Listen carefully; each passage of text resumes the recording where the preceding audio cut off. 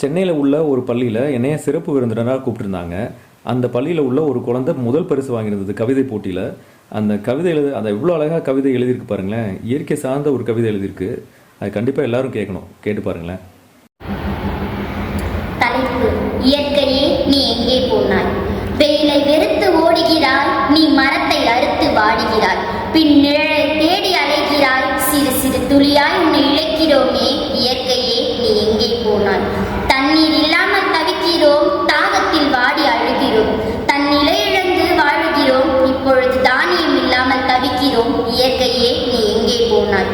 சிரிக்கும் மலரை சிந்தித்து பார், நாற்றுகள் குழுமும் அழகை பார், சிறகடிக்கும் வண்ணத்து பூச்சியை பார், அழகாக ஓடும் ஆற்றை பார், இவற்றை எண்ணி பார்க்கத்தானே முடிகிறது, இயற்கையே நீ எங்கே போனாய்?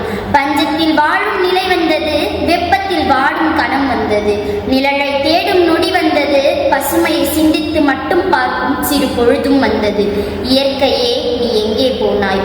காட்டை அழித்து வாழ்கின்றோம், தூய காற்றை தேடி ஓடுகின்றோம், செயற்கை காற்றை அடைத்து சுவாசிக்கின்றோம், செயல் நிலையை தெரியாமல் ஓடுகின்றோம், இவை அனைத்தும் மறக்க இயற்கையே நீ எங்கே போனாய்?